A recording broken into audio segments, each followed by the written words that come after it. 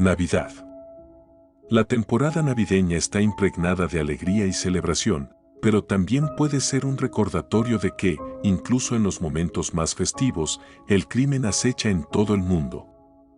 Detrás de las luces brillantes y los regalos envueltos, algunos lugares han sido testigos de crímenes inesperados en la víspera de Navidad. En este video, exploraremos casos específicos que ocurrieron durante esta temporada aparentemente idílica, llevándonos más allá de la fachada festiva.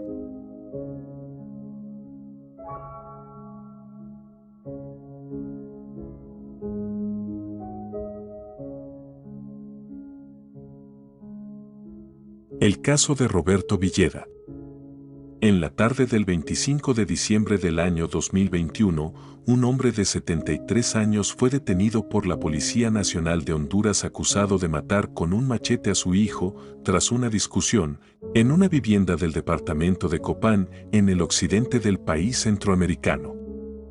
Los hechos ocurrieron en la aldea El Rosario del municipio de San Jerónimo. Los agentes acudieron al lugar del crimen y encontraron al padre, identificado como Roberto Villeda, que fue detenido, al que le decomisaron un revólver calibre 38 y un machete con el que dio muerte a su hijo. La víctima mortal fue identificada como Saúl Amílcar Villeda, de 44 años, quien se presentó en la vivienda de su padre y se inició una discusión que fue subiendo de tono y se produjo un enfrentamiento, en el que el septuagenario, en estado de ebriedad, atacó con un machete a su hijo. La víctima salió herida de la casa de habitación de su padre, se marchó a su vivienda a traer un arma tipo machete, luego regresó a la residencia de su progenitor, quien lo estaba esperando con un arma de fuego tipo revólver. Cuando el ahora occiso entró al corredor de la casa, el sentenciado comenzó a dispararle hasta que su hijo cayó al suelo. Aun cuando su hijo estaba con signos vitales, el señor Villeda Santos continuó causándole heridas con un arma tipo machete, hiriendo todo su cuerpo hasta que Saúl Villeda Mata quedó muerto producto de las múltiples heridas. De acuerdo con el testimonio de María Fidelina García, esposa de la víctima, su suegro le tenía guardado un gran odio a su hijo, lo que hacía que estos dos se mantuvieran en constante riña. Recalcó que su difunto esposo le decía que hasta que se casó con ella podía descansar, ya que viviendo con su padre sufría demasiado, tenían riñas constantes, pero jamás le reprochaba algo estando sobrio. Solo cuando éste se encontraba en estado etílico llegaba a pelearse con él. Siguiendo con su testimonio, la señora García contó que su esposo había tomado el día de Navidad y salió de su casa. A los minutos escuchó disparos y al salir observó a su suegro golpeando con un machete la cabeza y el estómago de su propio hijo. Al encontrarse con la espeluznante escena, Roberto Villeda comenzó a amenazarla, por lo que la señora García salió huyendo de la escena temiendo por su vida, esperando que no la persiguieran, cosa que no ocurrió. Posteriormente, el imputado se entregó a las autoridades con su ropa llena de sangre. Asimismo entregó el arma de fuego y el machete con los que había dado muerte a su hijo. Roberto Villeda fue acusado por el delito de parricidio en perjuicio de su propio hijo y en junio del año 2022, en audiencia de procedimiento abreviado, el juez le dictó 15 años de prisión por el delito de parricidio.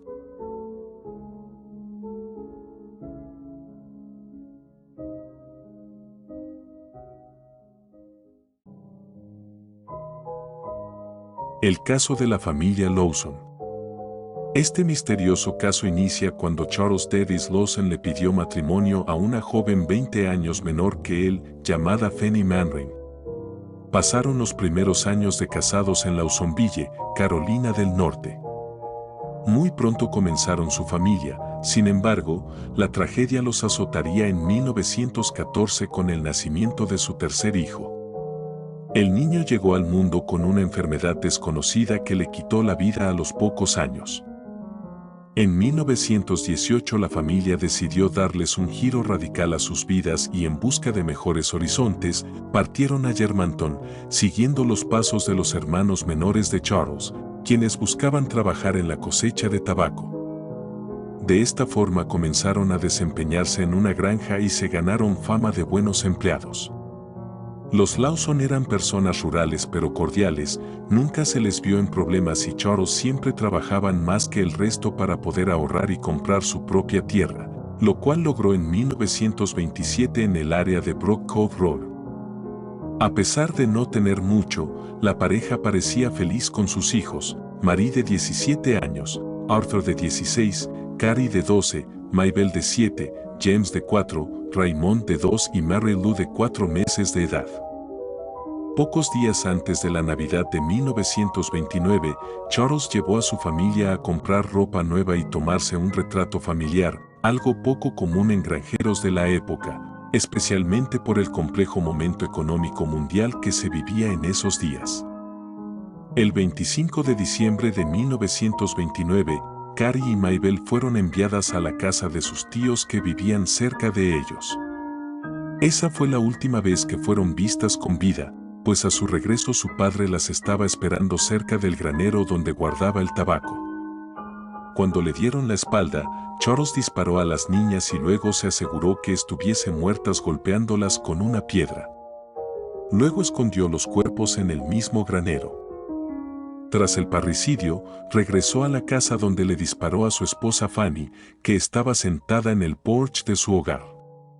Los sonidos de los disparos alertaron al resto de los niños quienes intentaron esconderse, pero su padre los fue encontrando y disparando uno a uno. La última víctima fue la bebé de 4 meses, quien al parecer habría sido golpeada hasta la muerte. Luego de cometer los crímenes, Charles se fue al bosque donde se quitó la vida algunas horas después. El único sobreviviente de la familia fue Arthur. El adolescente de 16 años había sido enviado a hacer unas diligencias, lo que le salvó la vida. Él encontró los cuerpos de su madre y hermanos con los brazos cruzados y rocas tras la cabeza. Tras avisar a la policía descubrieron el cuerpo del asesino junto a varias huellas de zapatos, lo que indicaría que el hombre caminó de un lado a otro nerviosa y posiblemente sin creer lo que había hecho.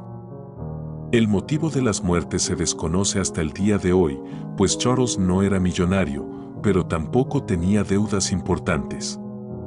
Por ello se barajaron 2 teorías. Una de ellas aseguraba que el hombre habría abusado y dejado embarazada a Marie, su hija de 16 años. Para esconder la vergüenza de su incesto y evitar que su familia quedara marcada, habría decidido darle muerte a todos. La otra hipótesis aseguraba que el hombre sufrió un accidente pocas semanas antes de morir, lo que le habría provocado un fuerte trauma que lo hizo comportarse de manera errática. Esta teoría se derrumbó cuando el Hospital Johns Hopkins realizó la autopsia y no encontró nada. Al funeral de la familia asistieron cientos de curiosos que acompañaron a los cercanos de las víctimas. Hasta el día de hoy sus tumbas son visitadas por turistas. Poco después de los asesinatos, el hermano de Charlie convirtió la casa donde ocurrieron los homicidios en un centro de atracción turística, incluso se exhibía una torta que había horneado Marie para Navidad, el cual fue preservado con un cristal. Con el tiempo la casa fue derribada, sin embargo, muchos aseguran que el terreno quedó maldito y dicen haber visto a los espíritus de los niños.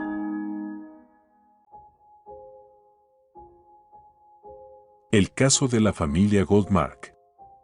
En la víspera de Navidad de 1985, Charles Goldmark, un abogado, junto con su esposa Annie y sus hijos Derek, de 12 años, y Colin, de 10, se preparaban para celebrar las festividades en su hogar en Seattle.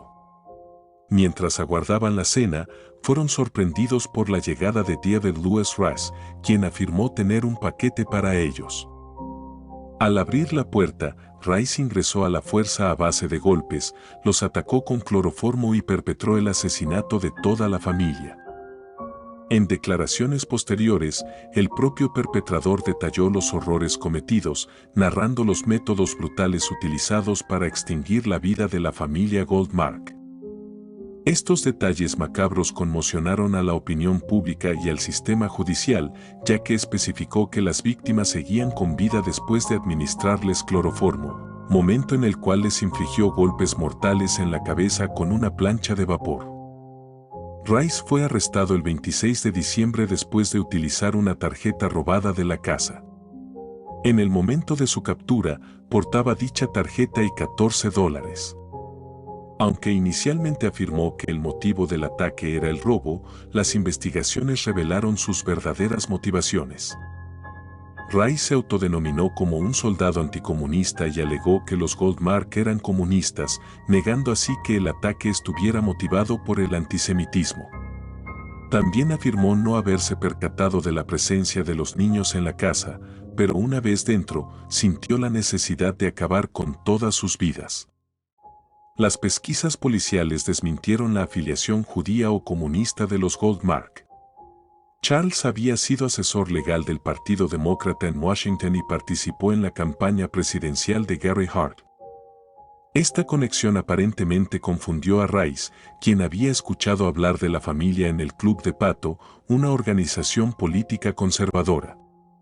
Su mentor negó que en el club se promoviera la violencia o el antisemitismo. Más adelante se descubrió que en 1963, John Goldmark, padre de Charles, demandó al club por difamación, lo que le costó su carrera como miembro de la legislatura de Washington. Ganó el juicio con una indemnización de $40,000. Además, se reveló que Sally, la madre de Charlie, fue miembro del Partido Comunista. El odio político fue la razón detrás del asesinato de toda una familia. En el verano de 1986, Rice fue declarado culpable de 4 cargos de homicidio agravado en primer grado y condenado a la pena capital. Sin embargo, en 1998, tras obtener un nuevo juicio, su condena se conmutó a cadena perpetua sin posibilidad de libertad condicional, luego de que se declarara culpable de todos los cargos. Al examinar estos crímenes navideños desde una perspectiva criminológica, vemos patrones y tendencias que desafían la narrativa convencional de la temporada.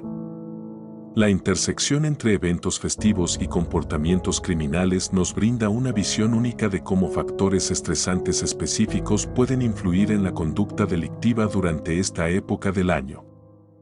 Es crucial explorar los posibles efectos psicológicos de la temporada navideña en la conducta criminal.